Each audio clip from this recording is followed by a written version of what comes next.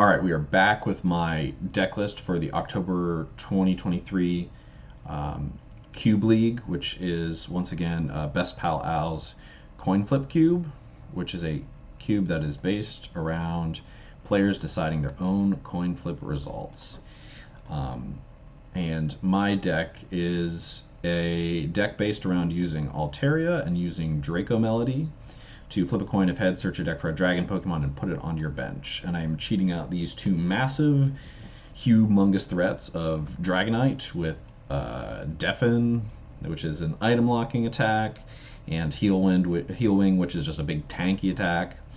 And then Sandflap Flygon, which has a decent attack for 3 for 80 and a really disruptive ability in Sandflap where you can choose either player to shuffle their hand in the deck and draw 4 cards. So the rest of the deck is based on kind of powering up those guys and supporting them. We've got Celebi Prime with its Forest Breath, which can put extra energy into play. Celebration Wind Shaman, which can move those energy around. Unknown Y, which once during your turn, you may flip a coin of heads, search your deck for a psychic energy, and attach it to one of your Pokemon with unknown in its name. So Unknown Y just pulls energy out of the deck and attaches to itself. We can either use Celebration Wind to move those around, or the other option we have is Swoop Teleporter, which searches your deck for a basic Pokemon and swaps it with one of your basic Pokemon in play. My usual target for that will be building up an Unknown Y and swooping it into Regigigas. Regigigas is the third attacker in the deck. It's just an easy to power up guy that does 4 for 80 and has a disruptive first attack in Dragoff, so you can pick off something that has retreated to the bench. And that's another real sub-theme of the deck. I'm running 2 Double Gust, which is the best gusting option in the cube. And I really facilitate the 2 Double Gust with a Switch, an Olympia, a Floatstone, and an Unknown Q. Double Gust is if you have any bench Pokemon, your opponent chooses one of them and switches with your active, then you pick one as well. So it's just a 2-sided gust, but with the switch outs that I have, I can really control who's getting gusted, and all of my basics that will be on my bench, except for my big attackers, Dragonite and Regigigas, everybody else in the deck has a 1 retreat cost. So overall, even if I don't have one of the switch outs, attaching 1 and paying retreat is not the hardest thing in the game for my deck to do. My consistency lineup is really where the deck kind of gets sketchy. We're playing a lot of supporters, and not all of them are really ideal, but we're playing a lot of supporters to just try and get into the game. I did some testing games, and if I'm not really able to stick a turn 2 or turn 3 Altaria and get a dragon into play, things start to get really sketchy. And so we're just running the maximum good supporters that we have in our draft pool to try and just get to that, so that we have enough outs to getting into Altaria, as well as just our ball search line. We've got Level Ball, Pokeball, Quick Ball, 2 Quick Balls, as well as Computer Search. Those are our main outs to get into getting to Altaria, and remembering that Pokeball is flip a coin, so you get to choose to take heads, and it's just Master Ball. Those are kind of my outs to get to Altaria, and once we get to Altaria, then we can really start to play the game. The really great thing about Altaria is that it has 90 HP, and it also works with Training Center, so we can buff it up to 120 HP, which in this cube is a hard one-shot. And if we think we're in that kind of position, we're going to try and Draco Melody and get both of our guys out. I'll usually go for Flygon first, and then into Dragonite. Flygon, because then I can start disrupting my opponent. I've found that basically judging my opponent every turn is pretty darn good. I've got Flagon, plus I've got 2 just normal Judge. So I can really lean into the disruptive angle, and then you start using Double Gust to pick off things that they're trying to build up on their bench. And if they can't keep up with me, that's how I win games.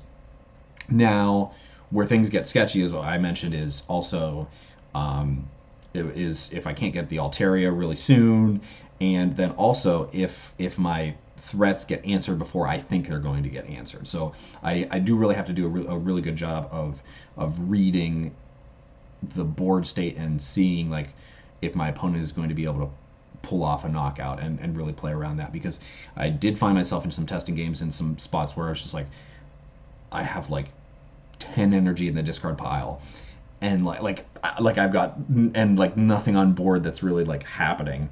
Um, so those have been kind of the rough patches for me. Because of that, I'm playing a Brock's Grit. I know in the video I talked about maybe not playing the Brock's Grit, I think, but yeah, Brock's Grit is my one big recharge into the deck, plus an energy restore. Energy restore just to get some energy back into hand from discard as kind of like a mid-game charge up. And I feel like using that in tandem with Celebi Prime is a good way to get a mid-game threat going. Celebi Prime also in and of itself is a good threat. Like in the late game, if your opponent does not have a way to attack with a basic, and you can end up time circling, I feel like you're in a really good spot. I know most people like to actually look at this deck visual, so I'll go over it here. I usually like the other one. Other interesting cards that we've got and we can take note of. I'm running 2 Swoop Teleporter. Swoop are also basically like I consider Swoop as like extra Pokemon Search to get a Swablu into play, and then also using it to discard things that I've already used up, like a Celebration Wind Shaman or a Lucky Match Chatot. Chatot, which is basically Eldegoss V on on a basic, which is really or on a 1-prize basic, which is really great. So if I can Swoop Teleporter those away and then they'll go into the discard pile, I'll Brock's Grit them back into the deck so I can use them again later. Those effects are really powerful. Other interesting cards I've got a Night Teleporter. Night Teleporter can be really fun in this deck. If on turn 1, I can use it to get a turn 1 Lily. So Night Teleporter, for those of you who don't know, flip a coin. If heads, put all cards in your hand on top of your deck, then search your deck for any one card and put it into your hand. In this cube, it's mainly meant for using Maxi Sin Baltric or Archie's Ace in the Hole, but I think it's really great in this deck for a couple reasons. Number one, I've got 2 Lily. So if I see it turn 1, I can really easily get into a Lily for 8. And also it just makes Lily just like Cynthia, basically, which is like not a bad supporter. Like I'll take playing Cynthia, right? And additionally, I can also, if I'm in a spot where I need a specific card, I can Night Teleporter to get that one specific card, and then Sand Flap myself and draw 4 cards. Night Teleport I think is really flexible in my deck, and it's just a fun card. I like it a lot.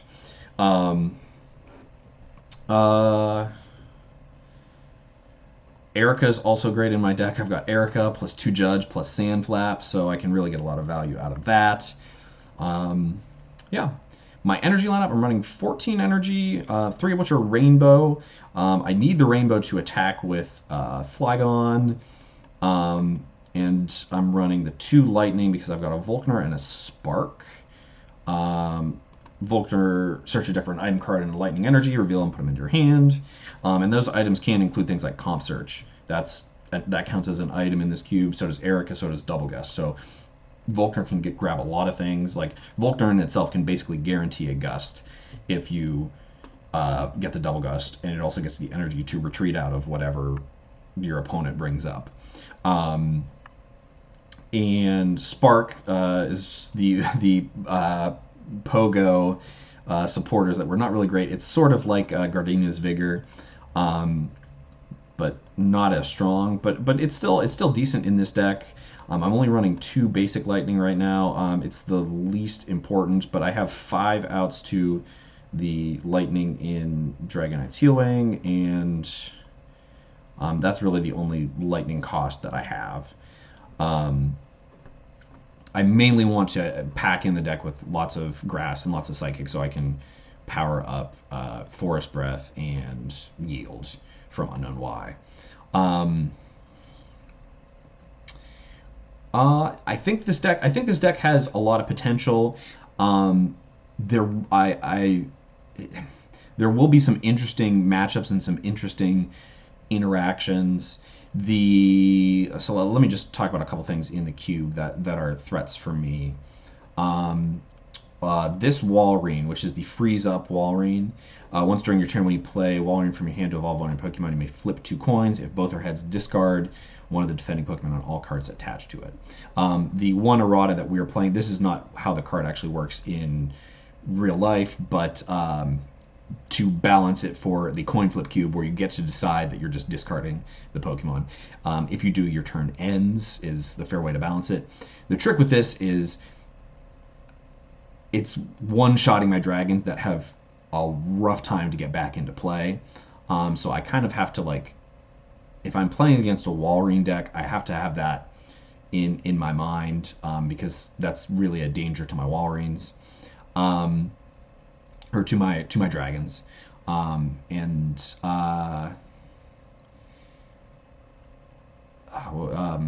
another thing that's a big threat is the heavy potential Bronzong. It's a great, basically, it's just a really great attacker. The first attack, if you match hand sizes, is 60 plus confusion, which is particularly rough if you are confusing a big heavy retreat cost guy like a Regigigas or a Dragonite. And then heavy potential, you put a number of damage counters on each of your opponent's Pokemon equal to the number equal to that Pokemon's retreat cost. So spreading 3 to the Dragonite while keeping it on the bench is particularly rough. If I get in, I have to watch out for I have to watch out for this card. It's a really good card.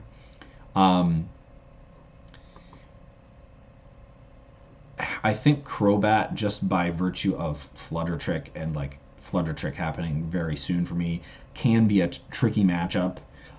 If they don't get any Floettes into play, the 90 HP makes them easy to deal with once I have a Dragonite. But until I get the Dragonite, Crobat's rough. The Flutter Trick, just like discarding a card. I do not like cards getting discarded. Like if I accidentally have a dragon in hand and it gets discarded, that's rough. What else do I think is a threat for me? I'm not really scared of Malamar. A lot of them I can one-shot, and I have enough switch-outs really to deal with the confusion, I think. The EVs, I'm not too scared of the EVs because they're squishy, and their attacks are really cute, I think, and they're really useful and impactful attacks into a lot of decks.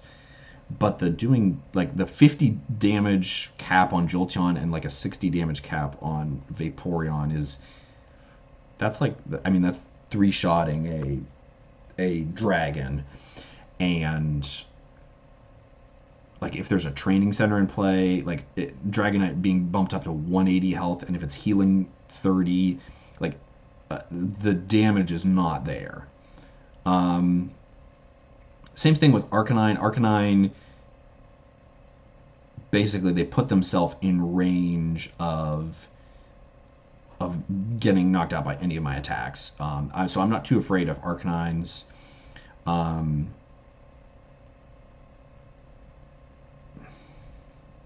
Typhlosions are some big boys. Hopefully against Typhlosion we can get in with Item Lock. Item Lock I think will really slow Typhlosion down because you're probably wanting to do some candying shenanigans.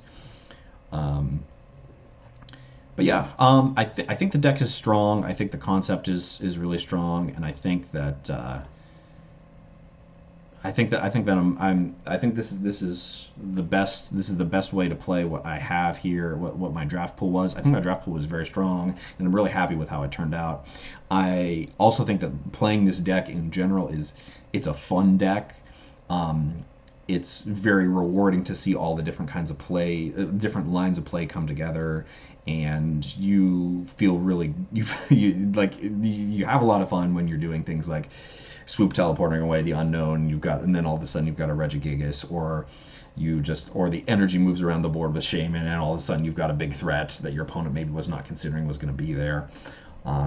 So lots of really cool lines to play. I'm looking forward to this Cube League. Looking forward to seeing how it goes. CoinFlip Cube is one of my favorite cubes. It always has a lot of really unique interactions. So I'm very excited to get into some of the games.